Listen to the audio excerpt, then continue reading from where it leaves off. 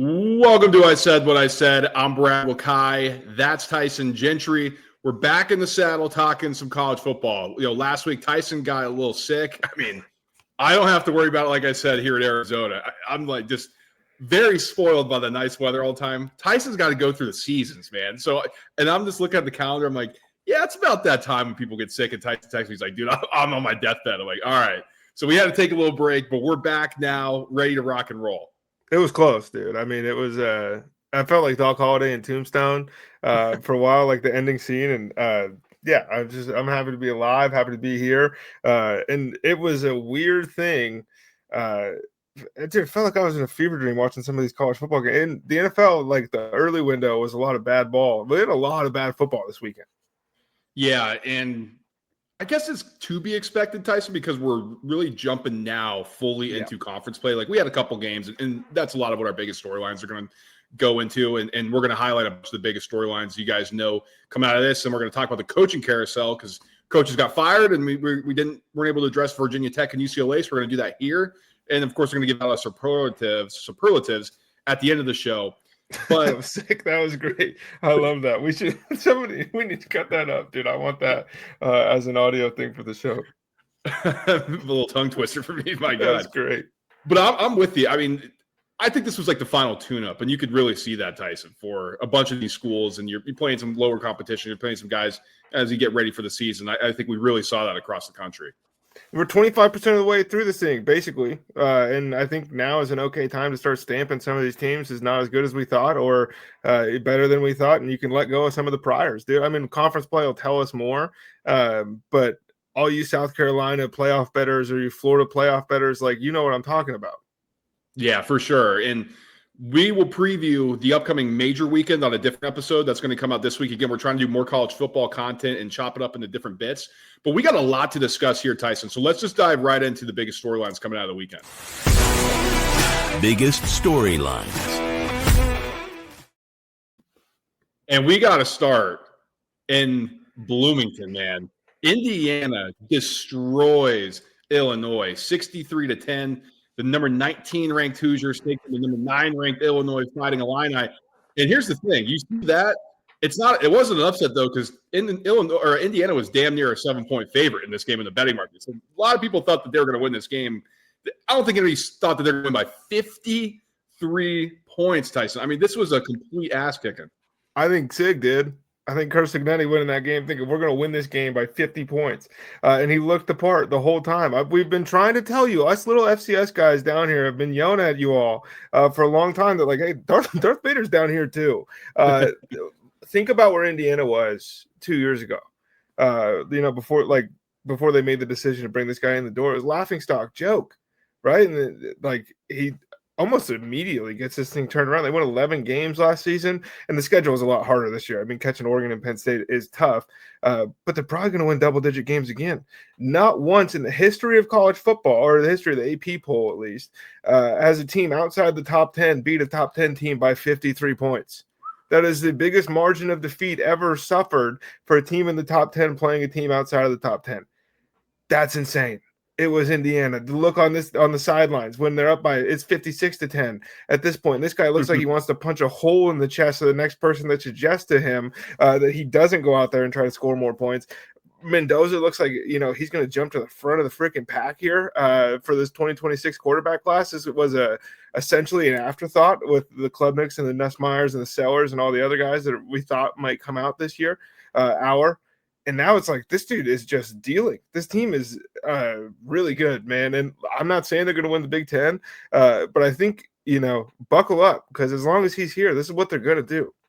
And they're going to have success with Signetti. I mean, he told the athletic director, the athletic department before he got hired, if you can find funds, I'm going to be able to win here. And that's just what he's done throughout his career. In Indiana, it's not like we look at Indiana and the football side of things, we're like, it's a little Indiana, a basketball school. Indiana has a huge donor base and a huge booster pool. And so they were able to get funds. And the athletic department actually cared about football. That's the other thing. Like, it was just a sleeping, I don't want to say giant, but a dormant program that we got the right coach and we have people who put money into this thing and we can do this in this new era. And we're seeing that. Fernando Mendoza, you mentioned it, 21-23. Dude. What? 5 touchdowns, 267. This is a guy who was good at Cal, and we were like, okay, yeah, he's going to be pretty good coming into Indiana. And he didn't look great against Old Dominion. But Curtis Rourke, I mean, you compared it, the guy was a 5th-year senior and had been around the block. But Mendoza's ceiling is way higher than Rourke's. And now you're seeing what this offense can look like with somebody who was a four-star, borderline 5-star talent at quarterback. And, this offensive line is ridiculous. This defense, though, Tyson, is really good. Fast. Physical, like what else? They look like a Big Ten defense. They look like one of the best defenses in maybe the best defensive conference in college football. And last year they were fast and physical, and it was like, this is really cool. This seems like a different level to me. This was disrespectful, the way that they treated that Illinois offense. I mean, truly. I'm going to read you some stuff here. Illinois' offense was in the 7th percentile in EPA per play, 6th percentile in yards per play at 3.58. Just insane stuff. Their explosive play rate in the 3rd percentile, 2%. Third down success rate, 12%. I mean, those are metrics that you're looking at. And you're like, okay, this is why you have success. And let's flip it on the Indiana side of thing. 91st percentile with 8.14 yards per play. Their explosive play rate, Tyson, 11% in the 79th percentile. 94th percentile in EPA per play. This was just a complete ass kicking on both sides of the ball. And it was great for Indiana. I mean, everybody's coming in, oh, they're frauds. Oh, they didn't do well against Notre Dame. And this and that, even though they were the closest margin of defeat out of the first round, which was always funny to me. And so this, I think, was a great one. And it's going to be funny to me because I think, well, Illinois they're just not very good. That's going to be the storyline out here because people just can't admit that Indiana's a damn good football team. Do they get one of those two that I mentioned, the big games they have left on the regular season schedule? We'll see this weekend, Tyson, depending on how Penn State looks against Oregon, because I think that'll be a better gauge, and we'll dive into that in the preview. But that could be something. I mean, that could be something that we're looking into and say, can Indiana go and get one of these guys? Because, if they're going to look like the way they did against Illinois, they're going to give anybody problems. It's a weird year, man. I mean, Vanderbilt walks into your building and puts 60 on you. Indiana is not taking disrespect from anybody. I don't know what's going on. Let's get into Oklahoma beating Auburn. So we got to talk about John Mateer's hand injury too, and we'll do that after this because I want to just react to this and we'll kind of look forward. A lot of stuff about this game was more off field, right? Like Jackson Arnold returning, and did they upgrade by going and getting Mateer? How's Arnold going to look at Auburn? Is this Auburn team going to be able to handle this stuff? Well, Auburn did take care of business early on, right? 3-0. They went on the road, beat Baylor. Jackson Arnold looks like he's in a good spot. On the flip side, the divorce worked out for both teams because Oklahoma looks great with Mateer and Ben Arbuckle as OC, and Oklahoma's defense is just ridiculously good under Venables. Now that you have a competent offensive coordinator, it's just so easy. It looks so much better run. They won 24-17. It was an ugly game, and that's kind of what you expected. But Oklahoma just mucked it out and did what they needed to do to stay undefeated. So Jackson Arnold got sacked 3 times while you were talking. That's 9 times this weekend did Oklahoma bring down the quarterback. That's what people were excited about with Brent Venables. I think that's what Clemson's defense is missing a little bit of that right now. And it's like, yeah, it took the guy a minute to get this thing turned around to the point where he's having open tryouts on campus because he just doesn't feel like anybody on the roster wants to be a competitor. And then they go in and get the guys they want through the portal. And everybody sits here and goes, well, Venables' first year was a little rough and all that stuff, just disregarding the fact that they also, had to move to the SEC in the middle of all that, no longer playing in the Big 12. This team looks like they could, compete for a national championship. I know that it's Auburn and all that stuff, and we'll see what happens with the Mateer injury, but this defense is good enough to play with anybody in the country. My concern with the offense, Tyson, and maybe Auburn's defense is better than we're giving it credit for. And we watched them against Baylor. The trenches were much better under Hugh Freeze, or that it's been under the Hugh Freeze era. But even with all the Mateer stuff, as we're looking, right, 271, 24, 36, 1 touchdown. He's got the touchdown on the ground. This offensive EPA per play was in the 17th percentile, negative 0.19. Auburn had more success on offense. And if it wasn't for the sacks, maybe Auburn does win. And so that does make me a little concerned about what the ceiling of this offense is because, Mateer's injury definitely changes that. He had to get hand surgery. And so the expectation is he's not going to be out for the remainder of the regular season, but they're going to have to go with the backup. And is that the time you want to do it entering SEC play? Definitely not.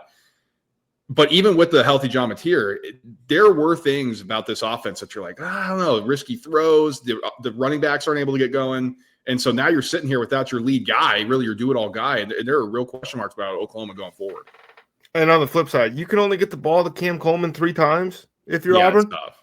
It's tough. I mean, it's football. The game doesn't always go the way that you want it to, but this guy's got to touch the ball more. Any closing thoughts there, or how you looking ahead with Mateer's injury? I still think if you're in Oklahoma, over better. Was it 7.5? Yep. Yeah, you feel great no matter who's playing quarterback. Texas Tech dominated Utah, and this was a really, really weird game, man. I mean, 7-0 Texas Tech is up, and then it's 10-0. They kick a field goal. Then it's 10-3 halftime. Whoa, this is a barn. This is a defensive stalwart. Nobody scores in the third quarter. Oh my God, Utah's right there. They just keep turning them over, and then boom, the floodgates open, and Texas Tech comes out with a 34-10 win on the road. Really kind of reshapes this Big 12 picture, as these guys were both favorites or up there in the odds boards to win this conference. What was your takeaway from what you saw? I mean, Will Hammond comes in for the injured Baron Morton, and maybe it's the future already in Texas Tech. But what was your takeaway here? Baron Morton's been too good to do that to him right now, I think, through this part of the season. First takeaway, I guess I should have included this when I said Indiana's winning games, Vanderbilt's putting 50 on you in your building. Texas Tech is playing defense. Mm-hmm. Have we ever been able to say that in our lifetime? Not really. I mean, it's a different thing down there. Sometimes, when these teams spend $25 million in the offseason, it works out, and it seems to work out pretty well every Saturday for Texas Tech. This team should be the favorite to win the conference, and TCU looks great too, and that's going to be, just a clash of styles if we get those two in a big-time spot later down the line here. But, like, Texas Tech, to me, just outclassed Utah. And this was the Utah team. You were very high on them coming in. And Dan Pierce said he was sick before the game. And you're kind of, after the way he looked, inclined to believe him a little bit on that. But, like, under the radar Utah, and they're back to doing the things that Witt does to people. And look at this defense, and the offense is scoring points. Utah might cruise to this Big 12 championship. And then they just got Utah'd. Like, hard. Like, Texas Tech did to Utah what Kyle Whittingham has done to so many people for the last 20 years. Yeah, and that's really what it felt like. I mean, Utah could not get out of their own way with turning the football over. And a lot of that was mistakes, but punching the ball out was, forcing 3 fumbles. They recovered 2 of them, did Texas Tech, 2 interceptions from Dan Pierre. And then eventually the dam just kept breaking, or started to crack, and then boom, they broke through. Baron Morton had the 2 picks, Tyson. Yes, he's been good, but they really love the Will Hammond kid, and he goes 13-16 off the pine for 169 and 2 tuds. This offense would start a lot of yak there, with brother. Him in. There's That's a lot true. of yak in that 169. That is true. There might be a real quarterback controversy here. I'm not sure, though. Whatever they think is clearly working. Like, this program seems to – dude, they want to win a national championship, and at this point, I'm like, maybe they can. Well, the defense played insane, right? And I think if you're looking to get this offense to the next level, you're in there. I mean, they have the guys. I think maybe in 2 years from now, depending on how the rest of the recruiting thing goes, like you look at Texas Tech, like, okay, maybe we should take them seriously at the upper echelon, because they have money to spend, and they're spending it, and they're not shy about it. But I think a lot of people, because in the SEC that happens, or in the Big Ten that happens, because we see all those marquee teams, like, well, it makes sense, because they're, like you said, trying to win a national championship. And then people are pissed about Texas Tech doing it because it's like the Big 12, and it's supposed to be just like, well, it's about parity, and whoever craziness happens. It's like, no, Texas Tech wants to go out and win. Like, so they have money they're going to spend, especially when you can do it. Like, don't fault them. But I think, like, from a more practical standpoint, or maybe from a more microscopic standpoint, Joey McGuire is a really good coach, man. And there are some hot seat question marks with him. He embraced the role of CEO. He's like, I know what I'm good at, and that's just like being a football coach, not X's and O's. Like, he goes and hires the OC, goes and hires the DC, and this thing looks completely different than it did last year. So through 4 weeks, Texas Tech has to be extremely happy with their investment. The ROI they're getting on this thing looks like it's going to pay off if they do win the Big 12 and then go to the college football playoff. Been bubbling since a year ago. Like, last offseason, it was like, watch out for Texas Tech. They're going to be really good. And then they started bad, and nobody paid attention for the rest of the year. And it's like, oh, Taj Brooks is doing crazy stuff, and that's really it. This might be a little culture setting a couple years when we look back on it here for Texas Tech. I think so. Let's go to Missouri, them taking down South Carolina. This has not been the season that people thought, and you mentioned off the top for South Carolina. I mean, they're 2-2 now, 0-2 in SEC play. And we had people saying the Lamar Seller is going to be the number one pick. We had people saying South Carolina could potentially win the SEC. That is not the case. That is over. Missouri wins 29-20 in this one. Where do you want to take this? I'm going to throw this to you because I got a bunch of different stuff that I want to address, but I'm curious what your thoughts on this game were. I think I'd start it by saying that South Carolina is still South Carolina, I guess. And what I mean by that is like Missouri just ran for 285 yards. Like that was going to be the problem. We knew that was going to be the problem. That's the problem a lot of times with these upstart teams that we maybe like. Dude, when Rattler beat Clemson and it was awesome, and Beamer's establishing this crazy aura in these big games, like you don't want to play Shane Beamer at the end of the year. This South Carolina team is going to beat you. All that stuff is probably still going to be true this season, but we've seen over like whether it's Ole Miss or some of these other teams from the SEC, they pop up. They get a ton of preseason love, and then they can't defend the run. But the quarterback is shiny.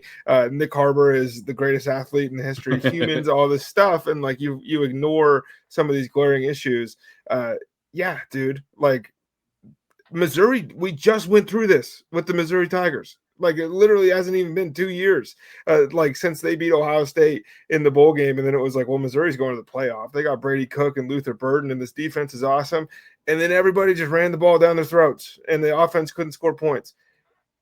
Sorry, South Carolina, that's you this season. Like it's going to be fun, and Sellers might still, put a great campaign together. But like we see this every season, and you were a little blind to some of the South Carolina warts if you were backing them to win a national championship before the year. That's all. I think that's fair, and especially when you look at the rushing attack here, Tyson. Is Missouri like the freaking steel curtain here? Because you have -9 yards, and that's from sacks, because college football counts sacks. I mean, Sellers, 10 rushing attempts, -28 yards, and a lot of that's from the sacks, like I said. But the leading rusher on the day was 7 yards from Matt Fuller and Oscar Attaway III. They had 5 carries between the two lead backs. Like, I'm not talking about a game when they're down by 30 immediately. Like, you got to throw the football. Like, it was 0-0 after the fourth quarter, after the first quarter, excuse me. This is just – I don't know, man. I mean, do you take the lead in the second quarter if you're South Carolina, 7-6? Missouri kicks a field goal. You take the lead before halftime, 14-9.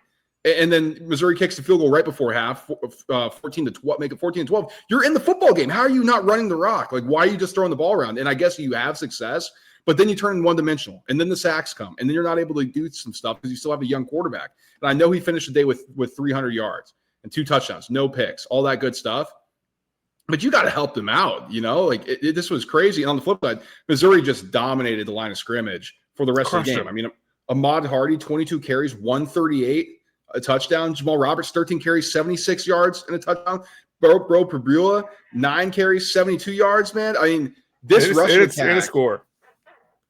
attack is ridiculous. Yeah, Missouri looks awesome. Like, I'm curious if there's true serum among some of these voters here. Like, do you think Missouri is actually worse than the teams above them, or are you just putting like a little name record? Dude, they look like this is a team that might make the college football playoff. If they're going to get this version, if they're going to be able to do this, and I still have question marks about Pabula. A lot of people, especially it's clicking right now, brother. It's clicking. It might go sideways, but it is clicking right now. It is. And I think that if you're Missouri, that's what you want. And you're looking at things like, okay, perfect. This is kind of what we envisioned. I mean, there's some people who are like, did Penn State make a mistake with not keeping Bo Pabula? It's like, well, he entered the transfer portal and there was the playoff happening. So I don't know if there was much choice to go on here, guys. But yeah, whatever. He's looked good. And I think to do this against a South Carolina team is very encouraging. Now, he had the pick, but 16-27, 171 and touchdown. For a guy that we didn't quite know if he could throw at this level or not, and then he goes to the SEC and has had this campaign so far.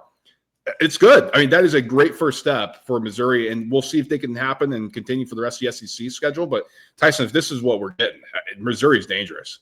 Strangled them in that fourth quarter. Let's go to the last one in the biggest storylines here. Michigan outlasts Nebraska. They win 30-27. This was an opportunity for Nebraska to kind of make a statement here under Matt Rule. with Dylan Raiola as the quarterback. Hey, guys, we're back. We took down Michigan.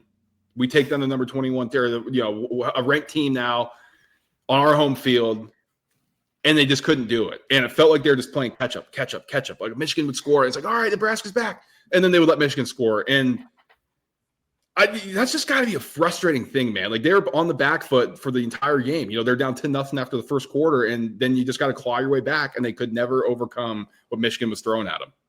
Are they ever going to with any of these other Big Ten teams? Wow, it's Nebraska, dude. They're cursed. That kind of feels that way. I mean, they had chances to win this football game, and they didn't do it. And like the other side of this, because we're going to dunk on Nebraska here plenty, I'm sure, but like Michigan has an outside shot at making the college football playoff right now too. Like the way that their schedule sets up, and they ran the ball really well. And I think that's scary. I think Sharon Moore is probably like, why couldn't I have just served the suspension?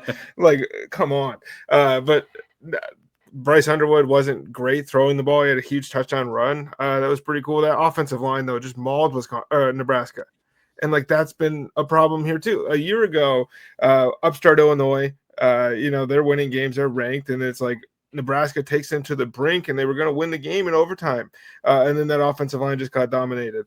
So coming into this year, it was like, well, that offensive and defensive lines are going to be better. And they are. But like not enough to compete at the top of this thing, which is where you want to be with Matt Rule, which is where you want to be with, Mr. All-World in high school, Dylan Raiola. And he's not necessarily like lived up to the billing, so to speak, but he's getting a ton of hate for like being bad. Oh, yeah. And I think a lot of it is just because the Mahomes stuff, but like he's pretty good college football quarterback. He's good at this point. And so like the pieces are in place. It just kind of feels like, we don't helmet scout, but I'm looking at that helmet going, they're losing the game. That's the problem. And that's like, you're like, is that fair? Not really, but that's just the reality of the situation. Like Nebraska loses big games. And we didn't do it. You're right. Scott Frost might have. He lost every one-score game you can imagine. But before Scott Frost, it's been a long time since Nebraska was actually competing at the top of the Big Ten, and this was an opportunity, like we said, to stamp, like, we are in a new era. We finally got the 5-star quarterback. We have Matt Rule as a coach. This is the third year. This is supposed to be when we're taking the leap forward. And they couldn't do it. And it is the line of scrimmage, like you're talking about. Coming into the season, we're like, Michigan's probably not as good on the offensive and defensive lines. Like, they lost a ton of talent to the NFL. And they're going to get guys in. You have recruits and things like that. But you can't replicate 18-year-old linemen compared to 22, 23-year-olds that Michigan has been having. They kicked the shit out of Nebraska in the trenches, man. And this is, again, a Michigan team that we're like, well, it's kind of not looked great in the trenches for the first part of the season. And it was like, whoa, this is a major mismatch. And I'll even take a step back. How about Cincy? Yeah. They dominated Nebraska in the trenches too. Like, that just can't happen. And so, we're stuck here with the same thing, talking about Nebraska again. And the Raiola thing with the hate, he's trying to look like Mahomes, or he copies Mahomes. And I think some people on social media and, people are just piling on. And I think some of it's just unfair. He's not a bad quarterback. And I think that's where it gets ridiculous. And people start getting 300 yards and 3 touchdowns. He made a bad decision with the interception, and he makes bad decisions every week. He's 20. If this dude wore 16 and played for Texas, you guys would be peeing your pants. You'd be so excited. Oh yeah, for sure. So, Tyson, last thing here for me, and this just kind of highlights the difference. Michigan, 7.29 yards per play in the 83rd percentile. Nebraska, 5.31 yards per play in the 34th percentile. This was a field goal game. Mm-hmm. This is a game, and then this is a game on the scoreline. On the final score, it's like, okay, Nebraska was right in there. Like, they had opportunities to win, but here's the issue: like, you bring in Dana Holgorsen to be the offensive coordinator. This is supposed to open up the playbook. It's supposed to move things forward. 3% explosive play rate. You're still dinking and dunking. Dude, the third quarter was just like, what is going on? 6%, 6th percentile of third down success rate. Like, the red zone, 31st percentile. Like, those are times that you're supposed to bring in the offensive mind. And I think both you and I pushed back on Dana Holgorsen being some great offensive mind. But my God, man, this thing is just, it's the same thing that we've been seeing. It was like a YMCA game almost, where like the kids who weren't quite as good would play first and third quarter, and then the better players would play second and fourth. That's what Nebraska looks like, right? And it's not even just this week, dude. Like coming out of the half, you look like this in a game that like you pretty much have to have. You don't have to, but like everyone that's associated with the program would have loved to have this win, and just slip through the fingers. Yep. So Nebraska loses another big game. Michigan, like Tyson said, kind of now is in the spot where they can compete potentially for a CFP spot. So we'll keep an eye on that. Let's close here before we get out our superlatives with our coaching carousel, at least when some stuff that takes place.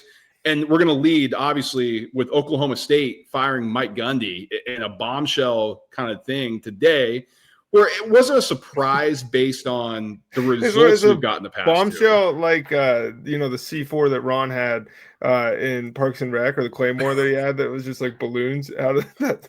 This is a bombshell. This thing expired long ago. I think it was more of a surprise that they actually did it. And the timing.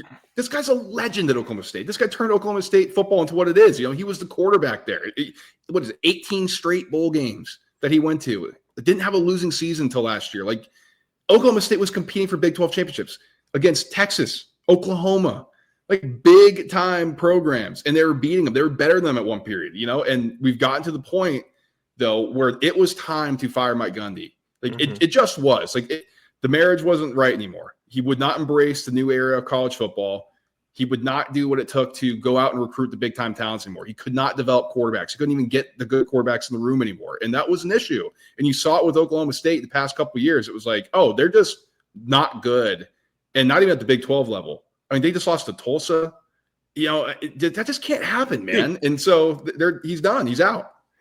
Not only did they lose to Tulsa first time at home since 1951, but they're 0-12 in their last 12 games against FBS opponents. And like the one that sneaks in there, they beat South Dakota State, who was the best FCS program at the time. But it took Ollie Gordon scoring 3 touchdowns for them to escape that game. It was like Mr. All World has to put on the cape.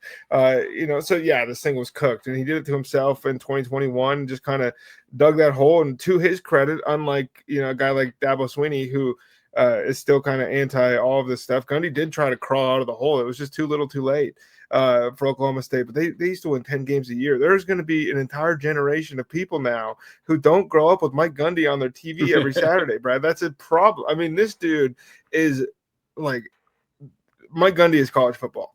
And so it's sad to see he's gone. Like we all love the I'm a man, I'm 40 press conference, and that lived forever. It's been like 18 years since that now. But – every week there was a quote from Mike Gundy.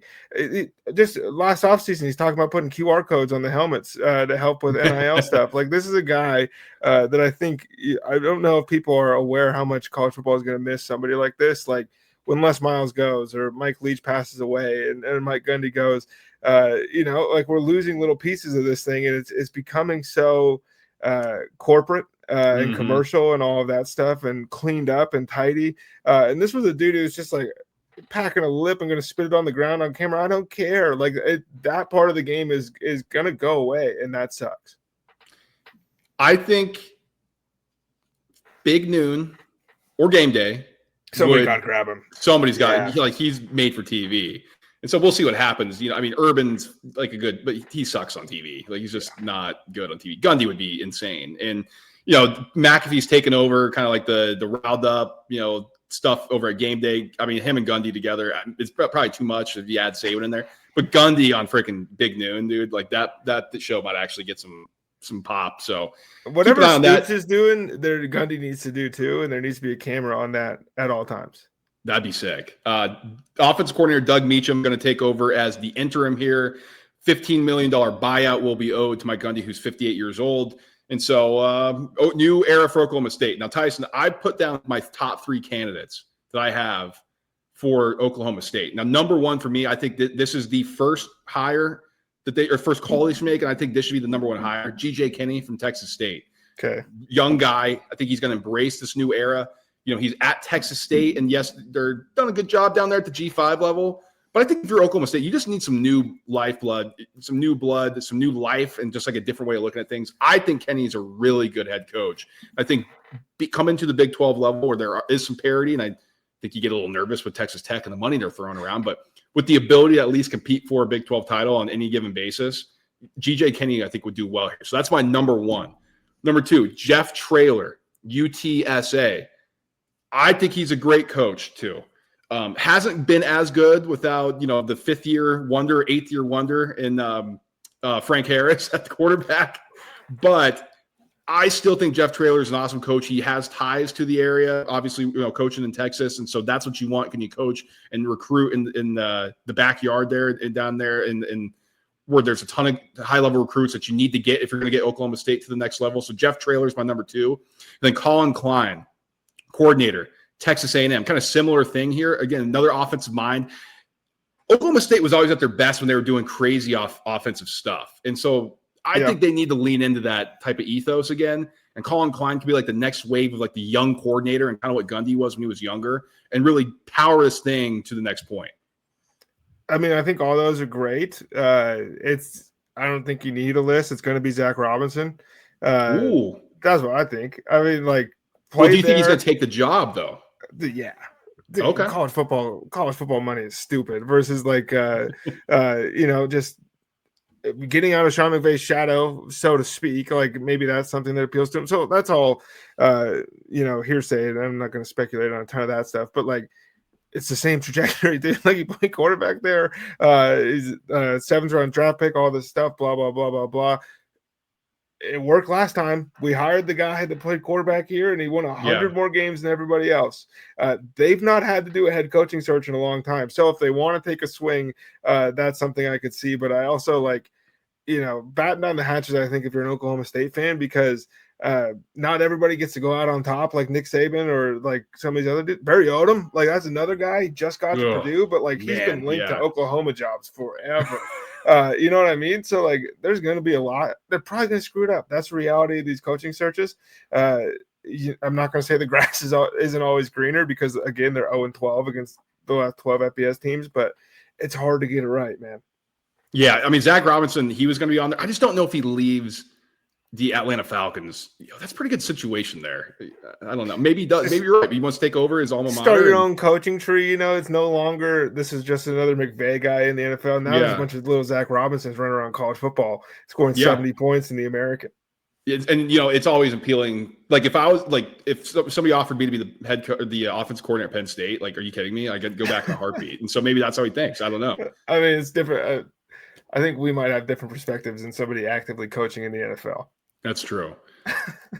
UCLA fires DeShaun Foster. It's, Tyson, this was a disaster 2 years ago at the Big Ten Media Days.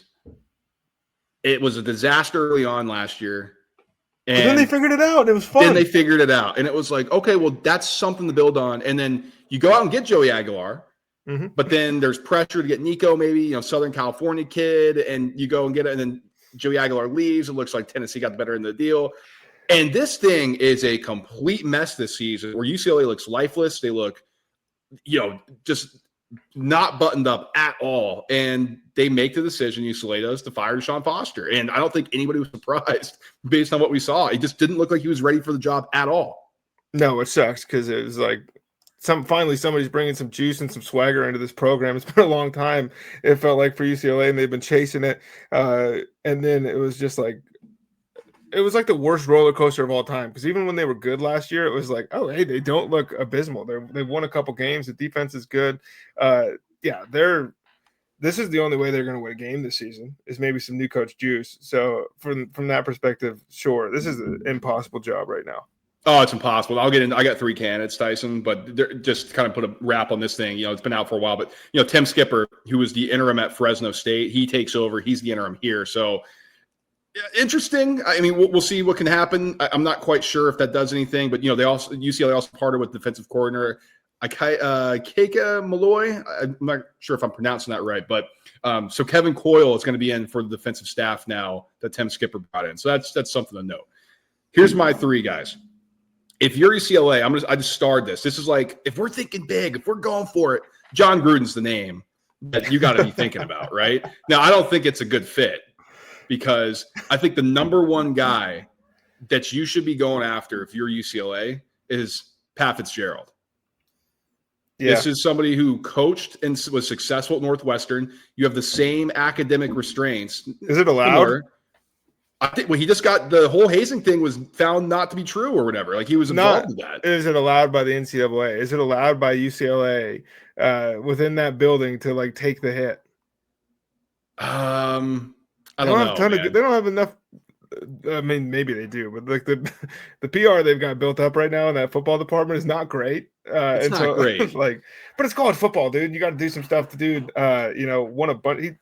Northwestern was fun, and like that's. Hey, what conference are they in, Brad? Big Ten. And he knows how to win in the Big Ten. He knows how to win in the Big Ten with lesser talent. And UCLA, you said it's a terrible job. It is because they don't want to spend money. And this is a program that doesn't care about their football program. Like the athletic department's like, yeah, whatever. Like they care about the Olympic stuff that they go on swimming and volleyball and things like that. Like football is in the afterburner. This is basketball, huge, obviously at UCLA.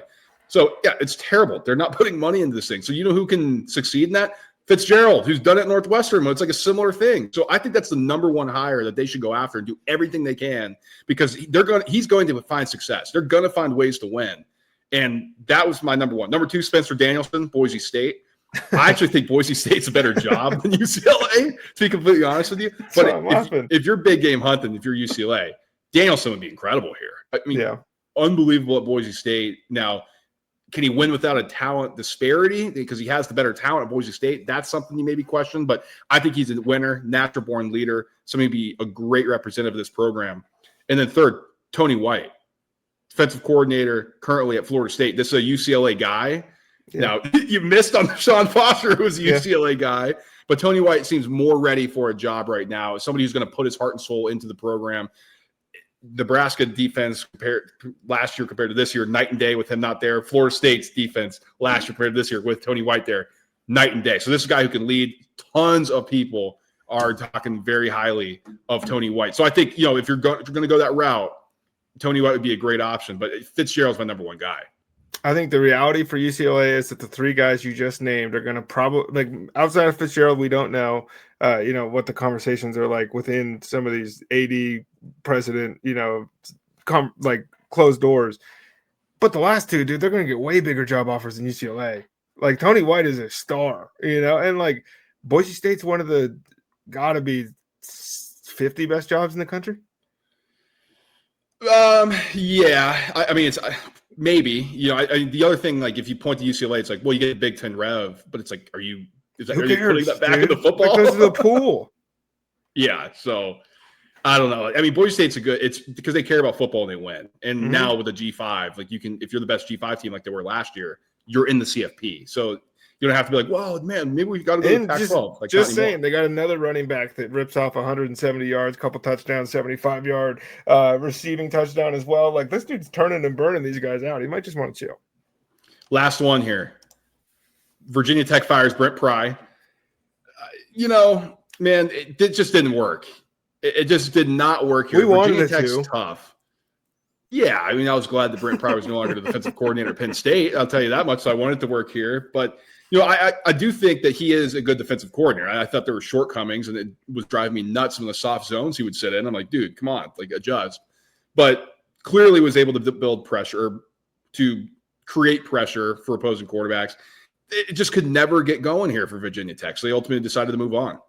And the offense, that's the reason, and was probably always going to be the reason, but it just kind of reminds you, these guys have to put their livelihoods in the hands of kids who are still developing. And I'm not blaming the kids, but like if Kyron Drones was as good as we thought that Kyron Drones was going to be, maybe Brent Pry still has a job. And whether that's on Brent Pry for the fact that Drones looks like he does, that's probably true. And that's part of the reason too. But like Billy Napier is looking around going, that's the DJ Legway that showed up this season. Yeah, dude, like, just disasters here. So Philip Montgomery takes over in the interim basis. I believe they beat Wofford. So they didn't do it normally going into the bye week, which is kind of how it's done. They just were like, we're done here. And so Pry is fired. Philip Montgomery takes over on the interim basis, and they're going to bring in coaches. Tyson, I got three more for you. Number one, of course, I think they should go after him. I think this would be my number one option, Shane Beamer. I mean, no way. I'm not saying he would leave, but if you're Virginia Tech, you have to go after Shane Beamer. Like, it just makes way too much sense. That's true. I really thought you were going with Golish. Like I thought that was your number one. You love yourself some USF. I Like, do. yeah, I thought that was where you were. But Beamer just makes way too much sense, right? You bring back Beamer ball, like it's just gonna feel right. Like maybe you get some more booster stuff. I don't know if he does it. I don't think he does it, Tyson. No way, dude. If I'm him, I'm happy where I'm at. They like me down here. Well, we'll see. Yeah, it's true. He told his wife apparently on the SEC show on Netflix. It's not matter when I get or if I get fired. It's matter when I get fired. That's true. And maybe that comes. Number 2, Bob Chesney. James Madison. He's coaching in the backyard of Virginia. He's doing a hell of a job at James Madison. So if you want to go young, if you want to go offensive minded, this is your guy, in my opinion. And Chesney, I think he would be a home run hire. Had success everywhere he's coached. I think you need a little bit of that at Virginia Tech. So give me Bob Chesney. Number 3, you're going to hate this, but I actually think it's smart. Jimbo Fisher. Oh my God. When you started off with the J sound, I thought you were going to say Jamie Chadwell, which is like thrown around by people. Have you seen this? Like he's on these lists that people are making. It's like, what world do you live in that the guy that's 1-3 at Liberty and getting stomped out is, and people fall forward in the sport all the time. So maybe, but when you made that J noise, I about came unglued. Okay. Well, I'm glad. I thought the Jimbo Fisher was going to get you going more. No, that one makes a heck of a lot more sense than all these guys putting Jamie Chadwell on the list. Like, whatever. Virginia Tech doesn't have a ton of money. Jimbo does. Now he just got canned, from A&M. He's got that huge buyout. So I don't know how much money he's going to be demanded. I mean, maybe he is, but once a ton. Also, West Virginia guy too. So kind of knows the area, or at least, he's from the area. So has some ties that you would think. And so I think that would be something, that's a big name on the sideline for Virginia Tech. So if you're going to try to get someone and like, hey, we're going to get serious here for football, I don't know how much the athletic department wants to do that. I think that'd be your guy for Jimbo. If you're Summerall at Tulane, are you thinking about this? No shot. I'm waiting for SEC. Me too. Yeah. All right. That's our coaching carousel. Let's get into the superlatives Tyson and I have been talking about, and we are going to start with I Told You So. I told you so. And I'm going to give the Pacific Northwest some love here with my boy Jedd Fisch, man. He should have been on all the lists, by the way. Jedd Fisch liable to jump at any opportunity. Even not for these, though, man. Like, like they're talking like, well, did Jedd Fisch go to UCLA? I'm like, if you leave Washington for UCLA, like, you need to be in a mental institution. So I've always been a big fan of Jedd Fisch. Back when I was in college, Penn State was looking for a new offensive coordinator. I was like, Jedd Fisch should be the guy. I think he took the job with the Patriots, if I'm not mistaken. Like, that was his next step. I think he's awesome. And so he's kind of a little resurgence here, and he goes up to Washington after being great at Arizona, and he's got his guy, Damon Williams, and there's an opportunity this weekend that they can take down Ohio State. And if that happens, my goodness. But I think what he's going to keep building up there at Washington, it's going to be a really good program in the Pacific Northwest. The reality of the situation, and Jedd Fisch is a great coach, but like for everybody that doesn't stay up past 8 o'clock where you live, or for everybody that's never stepped foot, on this side of the country for a college football game, Washington's always been a good job. It's always been a program that like, this is what should happen. And so, Kalen DeBoer kind of started a bit of the resurgence after Jimmy Lake, and Jedd Fisch stepped in. Like, and again, to use your term, maybe a dormant program. They're by themselves out here. It's them in Oregon. Like that's what we're left with. I mean, the Civil War is over. The Apple Cup is over. Like Oregon State and Washington State are gone. They're competing with FCS schools. Like this thing, it could moon, brother. What about yours? Who you want to get props to? I told you so, and I started out the show with a little soliloquy to Kurt Cignetti, but I'm going to do one here for Eli Drinkowitz. I know we talked about it, but last season it was a lot of, and I'm guilty of this. You were, like everybody was, like Missouri wasn't nearly as good as we thought they were going to be. We thought they were going to the college football playoff. They couldn't even cover a spread last season. Like it was bad. Brady Cook can go to hell. Eli Drinkowitz can coach. That's the reality of this situation, dude. This team looks a little different than the Missouri team a year ago, and I think part of that is because I think his handprints are on a little bit more of this. This defense looks really good again. It might not be the talent level of the team that beat Ohio State again. I know I mentioned that, but that's really kind of the landmark moment here of his tenure. But check the numbers. Like that's what Sig says. Like check my stats. Check the wins and losses. Do that for Eli Drinkowitz too. Yeah, he's a really good coach. We long been Eli Drinkwood's podcast here, and so Tyson shouting out one of our boys. Let's move into where we made some of our mistakes. We put our hands up. I've made a huge mistake. Hand up. Oh, Devin Dampier. I'm not saying that he's bad or anything like that, or that he can't be really good, but one of the Heisman dark horses. I thought he was just going to run roughshod through the Big 12. And, ran to a good defense, and he looked like he started his career at New Mexico. And with the 2 picks, had a fumble, it was recovered. But, it just didn't quite look like, Devin Dampier is just going to dominate this level of football. Yeah, that was tough. He does look sick, though, in that jersey. Like, you have to at least give him that. This dude's one of the most swagged out looking guys. My hand up, it's time for the yearly apology to the University of Southern California Fighting Trojans here. This is a lot more balanced of a football team than I thought we were going to get. Look, Michigan State sucks. And so I'm not trying to sit here and be like, well, did you see what they did to Michigan State? But they are more balanced than we've seen them be. And I had to sneak this in here, Brad, because I don't know if you've been paying attention. Alex Grinch has a good defense somewhere in college football right now. And like, what in the world is that all about? But as far as the USC thing goes, this team looks like one that's going to play in a decent to big time bowl game at the end of the year. Like, I think that's a pretty big win from where we were at the beginning of the season. Maava looks good. The receivers look good. Jordan this week, 18 carries, 157 yards and a touchdown. Like, this offense looks a lot more palatable. I think if you're a USC fan, it's like, okay, for the last couple of years, if we couldn't throw the ball, Woody Marks wasn't going anywhere. And now it's like, okay, we can set the pass up off the run. Yeah. This looks like what we imagined it would be at USC when Lincoln Riley took over. They're throwing the rock around. They're scoring a ton of points. They're running the ball. This USC team is good, man. I mean, D'Anton Lynn, the defensive coordinator, he took over. He's done a hell of a job. He should go to UCLA. Go back to UCLA.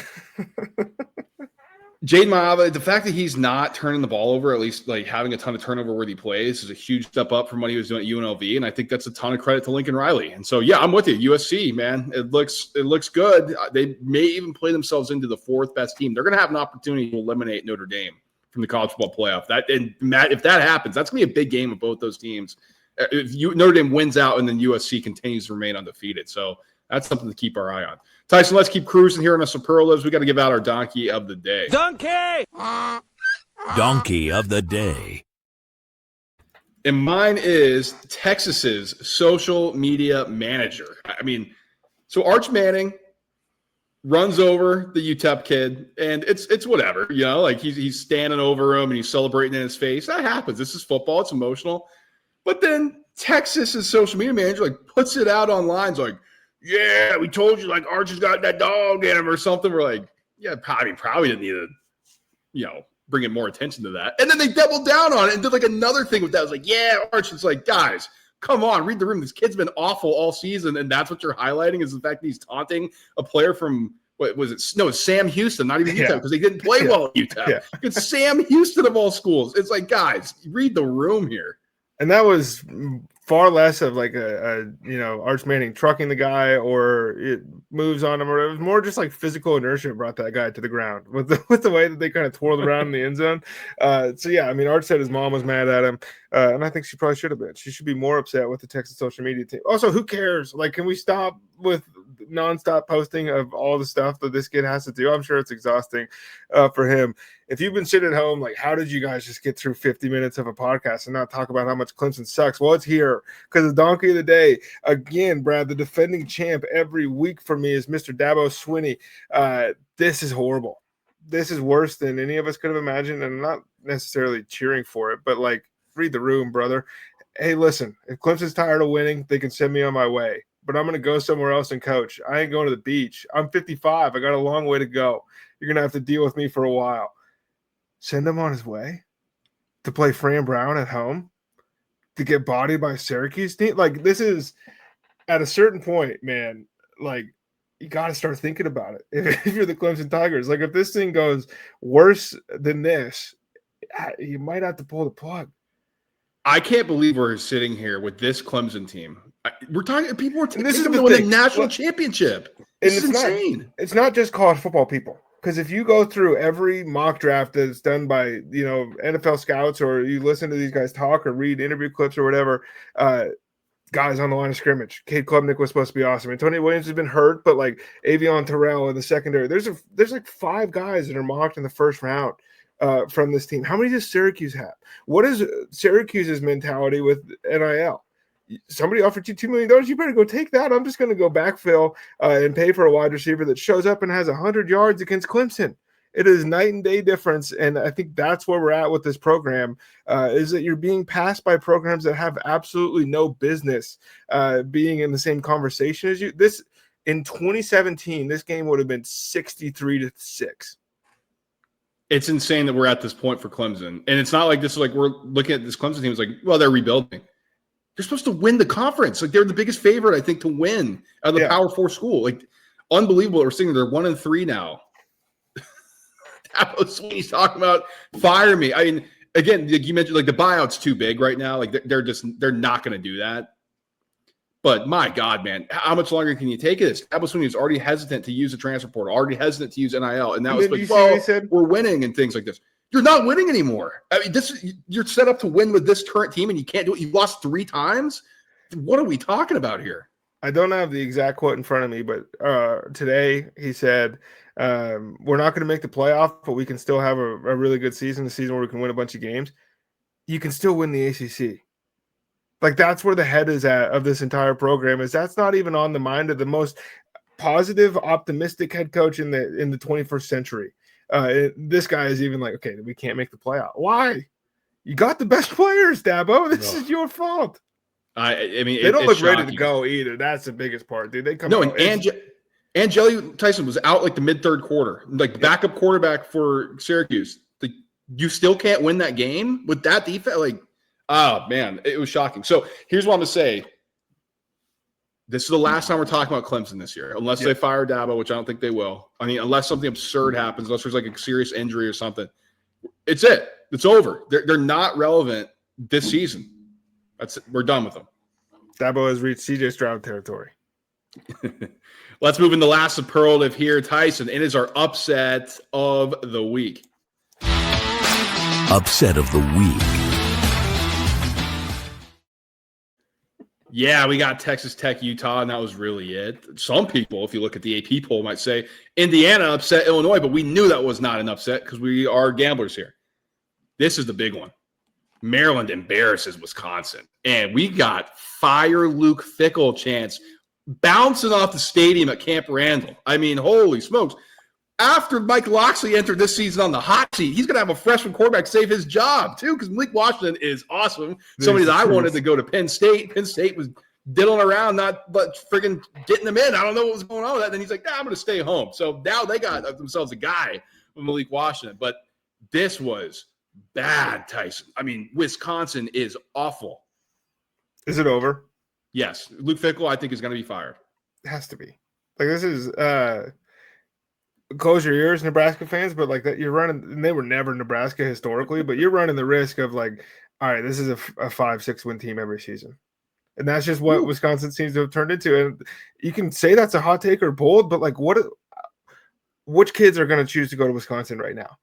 Like, you grow up a fan of that team, I get it. It's in your backyard. That stuff, you'll probably still hit those guys. Legacy guys, their dad played, all that stuff. Dude, if I'm like and I'm not getting any NIL money, and I can go start for North Dakota State is putting guys in the league. I can go start for Minnesota. Some of the other, like, I'm going to go play for PJ Fleck before I go play for Luke Fickell at Wisconsin. I'm going to go be a backup at some of these other Big Ten schools. Like, they can't run the ball. This is Wisconsin. They made a huge mistake by going with Phil Longo, his first hire. And that's when you kind of knew it was like, what is happening here? I mean, that was the first red flag. This defense also, like, yeah, it's gotten better under Fickell, but it doesn't matter when you score like 3 points a game. This offense is atrocious. They went their big quarterback addition after going and getting Van Dyke was Billy Edwards. Like, what are we doing here, guys? It's bad. And I agree with you that maybe it's going to be a 5-6 win program, but Fickell's not going to be here. They got to make a splash. They got to be aggressive. And I'm with you that, yeah, I maybe wouldn't pick Wisconsin.